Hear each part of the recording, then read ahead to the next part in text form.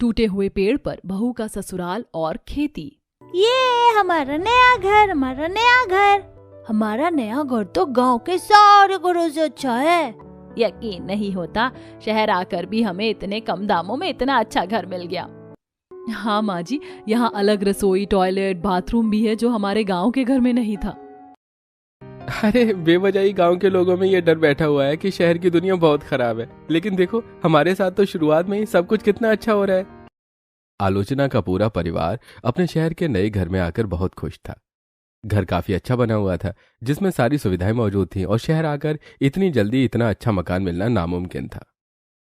यकीन नहीं होता कि कोई हमें सिर्फ 5 लाख रुपए नकद लेकर ये घर दे गया और बाकी के पैसे बाद में चुकाने को बोल गया। काफी भला आदमी था। राजेंद्र ने इतना कहा ही था कि तभी दरवाजे पर जोर की दस्तक होने लगी। कोई बिना रुके उनका दरवाजा बजा रहा था, जिससे वो घबरा गए। अरे बाहर निकलो मेरे घर से, किससे पूछकर तुमने अपना यहाँ डेरा जमाया हुआ है यहाँ? अब दरवाजा बजने के साथ साथ किसी की आवाज आने पर दोनों बच्चे काफी डर जाते हैं। फिर हिम्मत करके आकाश और प्रणय दोनों दरवाजा खोलने गए। मम्मा कौन आया है? क्या घर में कोई गुंडा आ गया है क्या? मैंने पिंकी के खबर टीवी में देखा था, गुंडे घर का सब कुछ अपने साथ ले जाते हैं। नहीं नहीं मेरे बच्चों, ऐसा क्यों सोच रहे हो? हाँ, यहाँ कोई गुंडा नहीं आया है। पापा और चाचा देखने तो गए हैं ना, कुछ नहीं होगा। श्वेता और आलोचना ने दोनों बच्चों को संभाला, वहीं प्रणय और आकाश ने घबराते हुए दरवाजा खोला। क्या हुआ भाई साहब, आप हमारे घर का दरवाजा इतनी जोर से क्यों पीट रहे हैं? क्या कहा? तुम्हारे घर का दरवाजा? तुम्हें पता है ये घर किसका है? हाँ, ये घर हमारा है, हमने इसके पैसे दिए हैं। अब तुम कौन हो और यहाँ क्यों आए हो, ये बताओ। खरगोश के बच्चे बड़ी अकल दिखा रहा है। मैं तुझे बता दूं कि मैं इस घर का मालिक हूँ और मैंने ये घर किसी को नहीं बेचा, समझे? अब बाहर निकलो यहाँ से। अरे ये ऐसे कैसे बाहर निकल जाए? हाँ, आज ही तो हमने ये घर खरीदा है और हम ऐसे कैसे मान ले कि ये घर तुम्हारा है? हाँ, अच्छा लगता है तुम ऐसे नहीं मानोगे, मुझे पुलिस को बुलाना ही पड़ेगा। पुलिस का नाम सुनते ही परिवार घबरा गया। अब उन्हें एक डर महसूस होने लगा कि कहीं उनके साथ कुछ गलत तो नहीं हो गया। भाई साहब, घर में आकर शांति से बात कर लीजिए ना, पुलिस को क्यों बुला रहे हैं? लेकिन अब अरविंद से कुछ कहने का कोई फायदा नहीं था। उसने पुलिस को फोन कर दिया था और कुछ ही देर में पुलिस उनके दरवाजे पर आ खड़ी हुई। आप कह रहे हैं कि आपका घर है, क्या आपके पास कोई इसका सबूत है? देखिए इंस्पेक्टर साहब, आप मुझे अच्छे से जानते तो हैं ही, मुझे इसके लिए कोई सबूत दिखाने की जरूरत नहीं है। मेरे पास कई ऐसे मकान हैं, लेकिन अगर आपको सबूत चाहिए तो मैं घर के कागज आपको दिखा सकता हूँ। नहीं इंस्पेक्टर साहब, ये घर हमारा है, हमने आज ही से खरीदा है। अच्छा, कितने में खरीदा है तुमने ये मकान? जी, हमने ये एक आदमी से पूरे 5 लाख रुपए में खरीदा है और बाकी के पैसे भरने के लिए हमें पूरे साल की मोहलत मिली है। प्रणय के इतना बोलते ही इंस्पेक्टर मयंक और मकान मालिक अरविंद जोर जोर से हंसने लगे। वहीं पूरा परिवार उलझी हुई नजरों से उन्हें देखने लगा। अरे 5 लाख में तुमने इतना अच्छा मकान खरीद लिया, सच में कमाल के लोग हो तुम। अरे आप क्या कहना चाहते हैं इंस्पेक्टर साहब, साफ साफ कहिए। अगर साफ साफ शब्दों में बताऊं आपको तो आपको जैसी ठग लिया है और अब वो आपके 5 लाख रुपए लेकर फरार हो गए। साथ ही ये मकान आपका है नहीं, इसलिए तुरंत यहां से निकलिए। इंस्पेक्टर मयंक की बात सुनकर पूरे परिवार को जोर का झटका लगा। उन्हें किसी ने लूट लिया है, इस बात पर यकीन कर पाना सच में नामुमकिन था। बेवकूफ लोगों, आज के जमाने में 5 लाख रुपए में घर मिलता है क्या है? कम से कम खरीदने से पहले अच्छे से जांच तो कर लेते। अब भुगतो अपनी लापरवाही का नतीजा। इंस्पेक्टर साहब, अगर आपको पता चल गया है कि हमें किसी ने ठग लिया है तो अब आप ही हमारी मदद कीजिए ना, हमारा पैसा वापस लाने में। अरे मैं तो तुम्हारा ठेकेदार हूँ क्या? हाँ, ऐसे तो यहाँ आए दिन होता है और आजकल जो लोग तो खुद ही इन सब बातों का अच्छे से ध्यान रखते हैं, इसलिए ऐसा कुछ भी होने की नौबत ही नहीं आती। अरे पता नहीं तुम बेवकूफों ने अपनी अकल कहाँ छोड़ी थी घर खरीदते समय। निकलो यहाँ से वरना सीधा जेल में करवा दूंगा। पूरा परिवार गांव में रहने वाला सीधा साधा परिवार था और शहर आते ही उन्हें किसी ने ठग लिया था। वहीं पुलिस भी इस बारे में उनकी कोई मदद नहीं कर रही थी। मायूस होकर सामान बांधने के बाद सभी वहां से चल दिए। वहीं आसपास तमाशा देख रहे सभी लोग उन पर तरस खाने के बजाय उन पर हंस रहे थे। यकीन नहीं आ रहा कि 2 मिनट में बैठे बिठाए हमारे साथ क्या हो गया। हमने अपना सब कुछ खो दिया और अब हमारे मारे फिर रहे। हे भगवान, सच बताऊं माँ जी, इस बात पर यकीन कर पाना सच में बहुत मुश्किल है, क्योंकि सब कुछ इतनी जल्दी हो गया और हम हाथ लटकाए बेबस खड़े रह गए। मैं तो अभी भी ये सोच रही हूँ कि ऐसा हो कैसे गया। हमने ऐसा क्या गलत किया था अपनी जिंदगी में जो सारी परेशानियों के पहाड़ हम पर एक साथ टूट गए। मम्मा मुझे गोद में ले लो ना, मेरे पैर दुख रहे हैं। दिव्या आओ मेरी गोद में आ जाओ, मम्मा काफी थकी हुई है ना। इसी तरह चलते चलते अरुण में भी पैर दुखने लगे। वो भी श्वेता से गोद में लेने को बोलने लगा। इस पर आकाश ने उसे गोद में ले लिया। श्वेता घर के काम करने के बाद काफी थक चुकी थी। उसने पूरे घर की सफाई की थी, वो घर जो अब उनका नहीं रहा। इस बात पर श्वेता बेहद नाराजगी और उदासी के साथ महसूस कर रही थी। पता नहीं किस खोमे में जाकर बैठा होगा वो आदमी जिसने हमें ठग लिया। कैसे कैसे लोग पड़े हैं दुनिया में, ऐसे काम करने के बाद उन्हें नींद कैसे आ जाती है। हमने तो उसे चाय भी पिलाया, हम एक भोला गरीब आदमी समझे थे उसको। बेवकूफ तो हम ही रहे जो हमने उससे उसका नाम तक नहीं पूछा। पहले हमारा पुराना घर और अब नया घर, दोनों ही कुछ पल में हमसे छिन गए। हमारा ये घर अब हम सबके रहने के हिसाब से काफी छोटा पड़ रहा है, ऊपर से इसकी हालत भी बहुत खराब है। माँ आप फिक्र मत कीजिए, हम कल ही शहर जाने के बाद हम दोनों भाई अच्छा काम ढूंढ लेंगे और खूब पैसे कमाएंगे और अपने घर की मरम्मत कराकर इसे अच्छा बना देंगे। हमें तुम दोनों से बहुत उम्मीद है, तुम दोनों मिलकर एक दिन सब कुछ सही कर दोगे। यही सोचकर दोनों भाई अगले दिन शहर पहुंच गए। वहीं उनका परिवार अपने गांव के घर में ही था। तभी अचानक कुछ ऐसा हुआ जिसकी किसी को भी कोई उम्मीद नहीं थी। मम्मा घर हिल रहा है, देखो चूल्हे पर रखा पतीला भी हिल रहा है। ये कैसी बातें कर रहे हो अरुण, भला घर कैसे हिल सकता है? हाँ अरे बहू, कुछ तो मुझे भी महसूस हो रहा है, कहीं भूकंप तो नहीं आ रहा। आलोचना ने इतना कहा ही था कि तभी जमीन और ज्यादा हिलने लगी और उनके कच्चे घर की दीवारों में दरारें पड़ने लगी, जिन्हें देखकर सभी बहुत ज्यादा घबरा गए। दादी देखो घर टूट रहा है। माँ जी मुझे लगता है हमें घर से बाहर निकल जाना चाहिए, दीवारों में काफी गहरी दरारें पड़ गई हैं। दोनों बहुओं ने जल्दी से राजेंद्र और आलोचना को संभालते हुए घर से निकाला। वहीं प्राची ने दोनों बच्चों को गोद में उठाया और जल्दी से घर से बाहर निकली। सारा सामान अभी भी घर में था। श्वेता और इंदुमती दोनों ही सामान लेने के लिए आगे बढ़ी, लेकिन एक कदम आगे बढ़ाते ही पूरा घर टूट कर गिर गया। इंदुमती ध्यान से, हे भगवान, भाभी संभल कर। श्वेता ने इंदुमती का हाथ पकड़कर खींच लिया था, नहीं तो इंदुमती को चोट लग सकती थी। पूरे परिवार ने अपने घर को अपने सामने गिरते देखा। वहीं आवाज सुनकर पड़ोसी भी बाहर निकल आए। गरीब परिवार को अपने घर को इस तरह टूटा बिखरा देख आंखों में आंसू आ गए, लेकिन कोई भी पड़ोसी उनकी मदद के लिए आगे नहीं आया। अनुराधा जी, क्या मैं एक फोन कर सकती हूँ? हमारे पति शहर गए हुए हैं, हमें उन्हें सब कुछ बताना होगा। पति शहर गए हुए हैं, लेकिन ये नहीं कि घर में एक फोन लेकर दे दें ताकि तुम दूसरे लोगों को परेशान करना बंद कर दो। अरे मान जाइए ना माँ जी, बेचारों के घर में एक ही फोन है, वो भी दोनों भाई अपने साथ ले गए होंगे और यहाँ इन्हें पता नहीं क्या क्या झेलना पड़ रहा है। अगर बात करनी इतनी जरूरी न होती तो इंदुमती इतना सुनकर वहां चुप खड़ी नहीं रहती। खुद को रोकते हुए इंदुमती वहां खड़ी रही और खूब सुनाने के बाद राखी ने उसे अपना फोन दिया। इंदुमती ने तुरंत अपने पति आकाश को फोन लगाया और सारी बात बताई, जिस पर दोनों बेटे घबराकर उल्टे उल्टे पैरों वापस गांव पहुंचे। माँ जी, श्वेता, किसी को चोट तो नहीं लगी ना? बच्चे ठीक है ना? दोनों हट्टे कट्टे जवान हो, लेकिन फिर भी घर में कोई सुविधा नहीं कराई जाती है तुम दोनों भाइयों से। अरे कम से कम इतना तो कमा लो कि एक मजबूत घर ले सको। अरे आप क्यों बड़बड़ कर बोल रही हैं?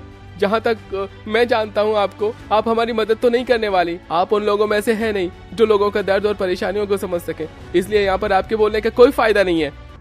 जुबान तो बहुत चल रही तुम्हारी, अगर इतने हाथ पैर चला लिए होते तो आज ये दिन न देखना पड़ता। सभी पड़ोसी उनकी मदद करने के बजाय उन्हें उल्टा सीधा सुनाने लगे। अब पूरा परिवार वहां एक सेकंड नहीं रुकना चाहता था। उनके पड़ोस में सभी अमीर थे और इसी वजह से वो उन्हें परेशान किया करते थे। चलिए माँ, हम सब शहर चलते हैं, कम से कम वहां हमें इन लोगों के मुंह देखने को नहीं मिलेंगे। अरे जाओ जाओ, जल्दी जाओ, हम तो यही चाहते हैं। वैसे भी तुम्हारे यहाँ होने से हमारे मोहल्ले की शान घटती है।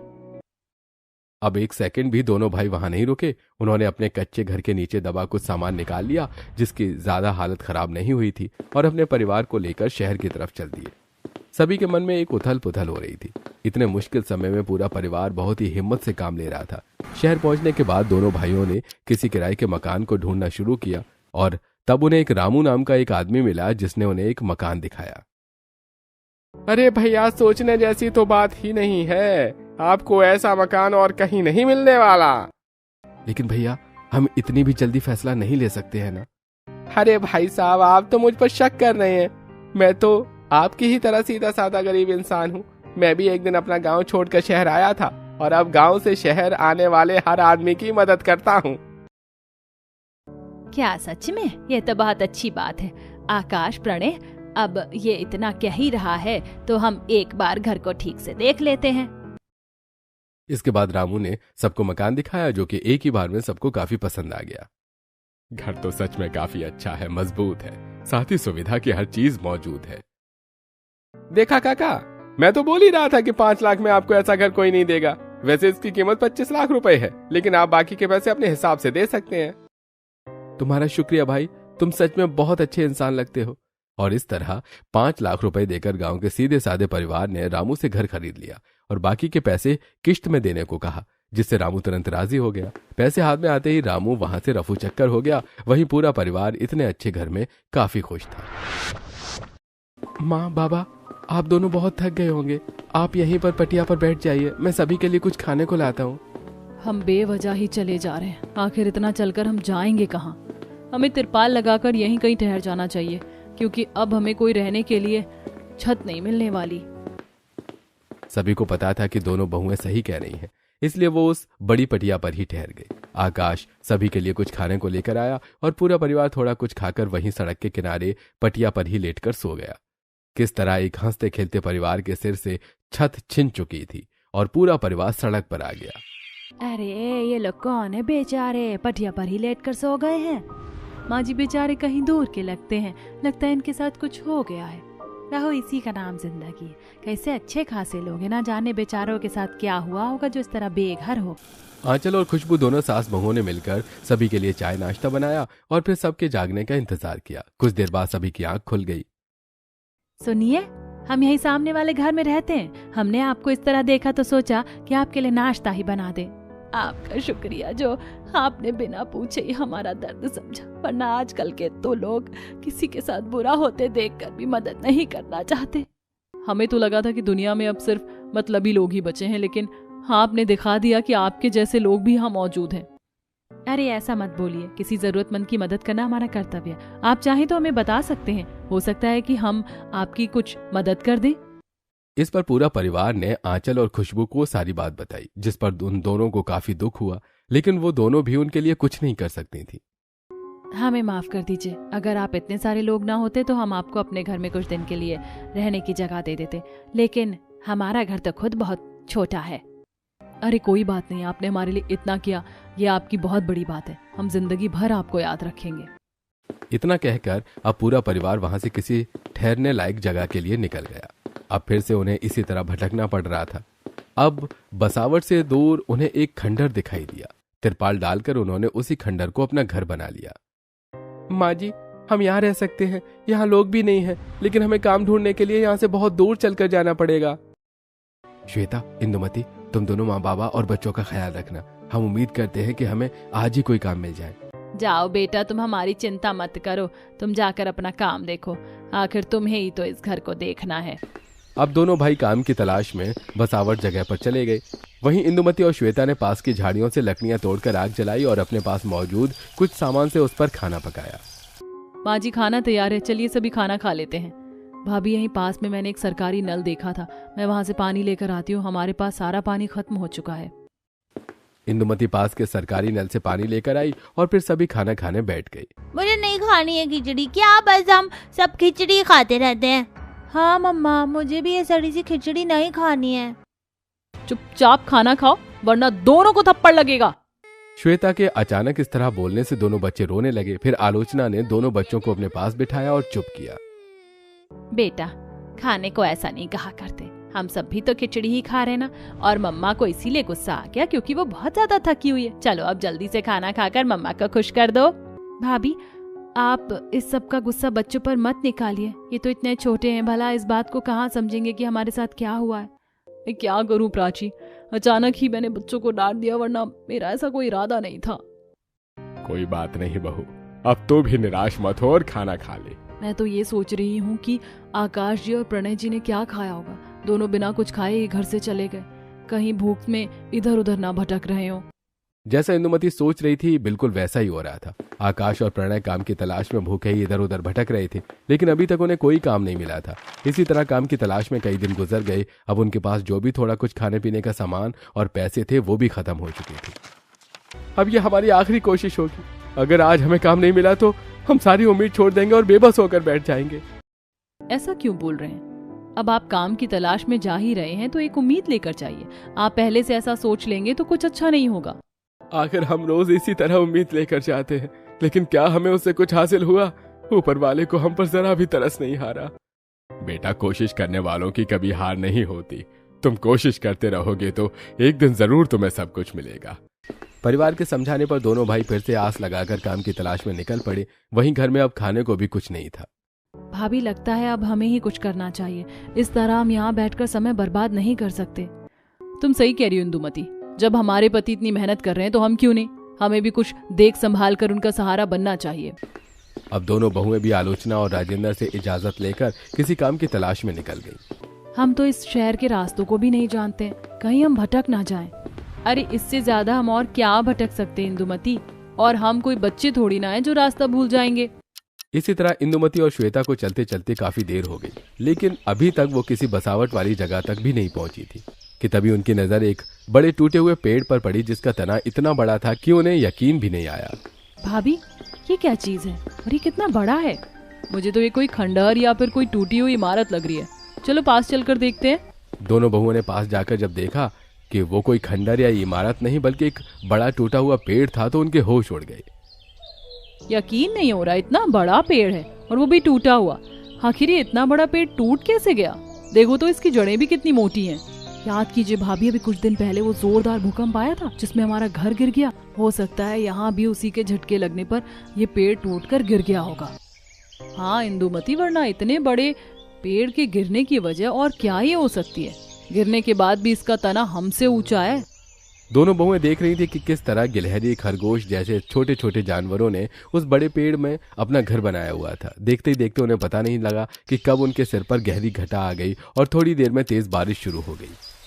अरे नहीं, अचानक से बारिश कैसे आने लगी? भाभी चलिए इसी पेड़ की ओट में खड़े हो जाते हैं, वरना हम भीग जाएंगे। दोनों बहुएं जल्दी से पेड़ के खोखले तने में जाकर खड़ी हो गईं। पेड़ के अंदर बारिश का पानी नहीं आ रहा था। वहीं दोनों बहुओं को अपने परिवार की चिंता हो रही थी। बारिश की गति बढ़ती गई और हवा तूफान में बदल गई। आसमान में गरज होने लगी, जिससे पूरा परिवार डरा हुआ था। ये भगवान, ये तूफान तो सब कुछ ले जाएगा। पता नहीं बहुएं किस हाल में होंगी। माँ जी, तिरपाल होते साथे भी हम पूरे भीग गए। इस तरह तो बच्चे बीमार पड़ जाएंगे। ऊपर से ये भी तो एक खंडहर। इतनी तेज बारिश तूफान में तो खंडहर यूं ही गिर जाते हैं। हाँ बेटा, तू सही कह रही है। बहुत तेज तूफान है ये। हमें इस खंडहर से निकल जाना चाहिए। कौन जाने कि कब ये छत भी हमारे सिर पर आकर गिर जाए। यही सोचते हुए पूरा परिवार घर से बाहर निकल आया। घर की आधी टूटी छत पर जो तिरपाल डली हुई थी वो भी तूफान में उड़ गई और घर की दीवारें भी हिलने लगी। वहीं दूसरी तरफ बहुओं से भी अब रहा नहीं गया। वो परिवार की चिंता में पेड़ से बाहर निकल आई और वापस घर की तरफ चली तो उन्हें रास्ते में सब मिल गए। अरे आप सभी तो भीग गए, चलिए हमारे साथ चलिए। श्वेता और इंदुमती दोनों अपने परिवार को जल्दी जल्दी पेड़ के अंदर ले गईं। इसके बाद पूरे परिवार ने उन्हें सारी बात बताई। क्या वो घर भी ढह गया? ये भगवान, हम पर इतनी मुसीबतें क्यों आ रही हैं? हम काम ढूंढने को निकले तो बारिश हो गई। इससे बचकर हम इस बड़े पेड़ के तने में छुप गए, लेकिन अब हमसे वो खंडहर भी छिन गया। अब तो लगता है कि हमें इसी पेड़ में रहना होगा। अब हमारे पास तिरपालें भी नहीं है और ना ही कोई खंडहर। मुझे तो काफी हैरानी हो रही है कि ये पेड़ है। मैं तो इसे कोई गिरी हुई इमारत समझा था। पहले हम भी यही समझते थे बाबा, क्योंकि इसका आकार एक पेड़ के मुकाबले बहुत ज्यादा बड़ा है। मुझे तो अपने दोनों बेटों की बहुत चिंता हो रही। पता नहीं वो दोनों कहाँ होंगे और कैसे होंगे। उन्होंने कुछ खाया भी है या नहीं। कुछ देर बाद बारिश हल्की हो गई। वहीं प्रणय और आकाश बहुत तेजी से दौड़कर अपने खंडहर घर पर पहुंचे। उन्होंने देखा कि वो खंडहर भी अब गिर चुका था, जिस पर वो बहुत ज्यादा घबरा गए। भैया, ये क्या हो गया और हमारा परिवार कहाँ है? माँ, बाबा, श्वेता, कहाँ हो तुम सब? कहाँ हो? अब अपने परिवार को वहां पर ना पाकर दोनों भाई उन्हें इधर उधर ढूंढने लगे और इसी तरह ढूंढते ढूंढते वो भी उस बड़े पेड़ तक पहुंच गए। शुक्र है भगवान का कि तुम सब सही सलामत हो। वहां पहुंचने पर सभी ने दोनों भाइयों की सारी बात बताई। और दोनों भाइयों ने भी उन्हें खुशखबरी दी कि उन्हें किसी दुकान पर काम मिल गया है। लेकिन इतने से वो सिर्फ 2 वक्त की रोटी ही कमा सकते थे, इसलिए पूरे परिवार ने घर न होने की वजह से उसी पेड़ के नीचे रहना शुरू कर दिया। इंदुमती, अब हम इस पेड़ में रह रहे हैं तो ये हमारा घर है, इसीलिए हमें इसकी सफाई करनी होगी। हाँ भाभी, मैं भी यही सोच रही थी, हम सफाई करके इसे रहने लायक बनाएंगे। चलिए भाभी, मैं भी इस सब में आपकी मदद कर देती हूँ। अब दोनों बहुओं और नंद ने मिलकर पेड़ को ठीक से साफ किया। वहीं अरुण, अरु, दिव्या वहां पर छोटे छोटे जानवरों के साथ खेल रहे थे। आओ मुझे पकड़ कर दिखाओ कुत्तो। दिव्या देखो, वो खरगोश तुम्हारे पीछे आ रहा है। इतने दिन बाद बच्चों को इस तरह खुश देखकर सभी काफी खुश हुए। बहुओं ने पूरे पेड़ की सफाई की और साथ ही उसमें चटाई, छोटे लकड़ी के मूड़े जो कि उन्होंने खुद ही बनाए थे और बाकी सामान लगाकर उसे अपने घर जैसा बनाया। वो पेड़ बिल्कुल रहने लायक लग रहा था। वहीं ओरछी की नजर उस पेड़ की साइड में आ रही छोटी घास पर पड़ी जिससे किसी प्रकार की सब्जी आ रही थी। अरे ये मिट्टी तो उपजाऊ है, कभी तो किसी ने यहाँ कुछ बोया होगा जो कि आज उगाया है। भाभी को जाकर बताती हूँ। प्राची ने जल्दी जाकर अपनी दोनों भाभियों को सारी बात बताई और फिर उन्होंने वहां आकर देखा। अरे भाभी, ये तो घिया है। वाह, कमाल हो गया, बिना ख्याल रखे भी यहाँ पर सब्जी उग रही है। सही कह रही हूँ, इसका मतलब ये मिट्टी काफी उपजाऊ है, तो क्यों ना हम भी यहाँ पर कुछ बोएं। लेकिन भाभी, हम यहाँ क्या बोएंगे? हमारे पास तो कोई बीज या खाद कुछ भी मौजूद नहीं है। ऊपर से यहाँ पानी का भी कोई हिसाब नहीं है। हमें सरकारी नल पर जाकर पानी लाना होगा। ये मुश्किल लग रहा है लेकिन नामुमकिन नहीं है। हम करके देखते हैं, हो सकता है कि हमें उससे काफी सहारा लग जाए। और अब यही सोचकर घर में जो भी सब्जी आया करती, दोनों बहुएं मिलकर उसे जमीन खोदकर उसे जमीन में बो दिया करती। वो जमीन इतनी उपजाऊ थी कि कुछ ही दिनों में और थोड़ी मेहनत से वहां पर डालें फूटनी शुरू हो गई। भाभी, लगता है हमारी मेहनत रंग ला रही है। हमने तो इतनी मेहनत की भी नहीं, लेकिन फिर भी इस मिट्टी में सब कुछ कितनी जल्दी उग रहा है। अगर कोई किसान यहाँ खेती कर ले तो उसके वारे न्यारे हो जाएंगे। आपने बिल्कुल सही कहा भाभी, और जब भैया इसे देखेंगे तो कितने खुश होंगे ना।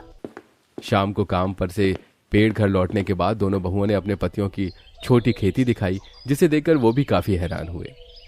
अरे, आपने हमें पहले क्यों नहीं बताया? इसमें तो हम भी आपकी मदद काफी करते।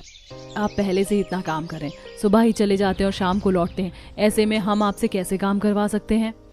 लेकिन इंदुमती, हम दुकानों पर लगने के बाद इतना नहीं कमा पा रहे हैं जितना हम यहाँ सब्जी उगाकर कमा सकते हैं। कल से हम भी इस काम में तुम्हारी मदद करेंगे। और अगले ही दिन से दोनों भाइयों ने भी उस जमीन को बिल्कुल खेती करने के लायक बना दिया। अब वो एक अच्छा खासा खेत बनकर तैयार हो गया जिसमें कई तरह की सब्जियां आने लगी। वहीं दोनों भाई साथ ही कुछ और भी काम कर रहे थे। भाभी, अब जब हमें इस पेड़ में रहते हुए इतना समय हो ही गया है तो क्यों ना हम इसे बिल्कुल घर की तरह ही बना दें। लेकिन वो सब हम कैसे करेंगे प्राची? हम सिर्फ पेड़ के तने में रह रहे हैं, लेकिन इस पेड़ में कितनी बड़ी बड़ी शाखाएं हैं जो कि मजबूत लकड़ी हैं। हम उसको काट कर उससे कुछ बनाकर अपने इस पेड़ घर को बेहतर बना सकते हैं। आइडिया तो अच्छा है प्राची, लेकिन ये करना बिल्कुल भी आसान नहीं होगा। पर ठीक है, हम मिलकर करके देखते हैं, हो सकता है कि यही हमारा बड़ा मजबूत घर बनकर तैयार हो जाए। अब ताही सोचकर दोनों बहुओं और प्राची ने मिलकर पेड़ की लकड़ी को काटना शुरू किया। उससे उन्होंने छोटे स्टूल, मेज और छोटा पलंग बनाया। साथ ही पेड़ के तने के अंदर एक दरवाजा और खिड़की बनाई। अरे तुम तीनों तो पूरी जुगाड़न हो रही हो। पेड़ को बिल्कुल एक लकड़ी के घर में बदल दिया है। सच में इन तीनों ने मिलकर इस पेड़ को ऐसा बना दिया है कि हम यहाँ पर पूरी जिंदगी रह सकते हैं। वैसे मैं एक सच बात कहूँ बहू, तुम दोनों से लकड़ी का काम काफी अच्छे से करना आता है। क्यों ना तुम लकड़ी का छोटा मोटा सामान बेचकर ही कुछ पैसे कमा लो। वाह माँ जी, क्या आइडिया दिया है। हम ये काम कर सकते हैं। हो सकता है कि हमारी कड़ी का बनाया सामान लोगों को पसंद आए, और एक बार हमारी सब्जियां भी उग जाने दो, फिर हम उन्हें भी बेचा करेंगे। अब बहुओं ने लकड़ी काटकर छोटी अलमारियां, मेज, कुर्सी, स्टूल जैसा सामान बनाना शुरू कर दिया और उस पर पेंट भी किया, जिससे वो सामान काफी अच्छा लगने लगा। इसके बाद आकाश और प्रणय उनके सामान को बाजार में बेचकर आए और अब ये भी उनके पैसे कमाने का एक जरिया बन गया। हमारे खेत में हर एक सब्जी कितनी अच्छी उगी है। अब हम इसे और बड़ा बना लेंगे और रोज सब्जी बेचा करेंगे। भाभी, सब्जी तो आकाश जी और प्रणय भैया बेच आएंगे। हम घर का काम देख लेते हैं। चलिए मिलकर पेड़ घर की दीवारों पर पेंट करते हैं, इससे हमारा घर और भी सुंदर दिखेगा। अब इसी तरह सब्जी, लकड़ी का सामान बेचकर पूरा परिवार काफी अच्छी कमाई कर रहा था, जिसके चलते उन्होंने किराए पर एक मकान ले लिया और सभी उसी में रहने लगे। वहीं वो अपने पेड़ घर में भी काफी समय बिताया करते थे। उन्होंने अपने खेतों को अब काफी बड़ा कर लिया और वो शहर के काफी अच्छे किसान परिवार कहलाने लगे। रामू का अभी तक पता नहीं चला था और धीरे धीरे इतना सब कुछ होने के बाद वो अपने बुरे दिन भी भूल गए।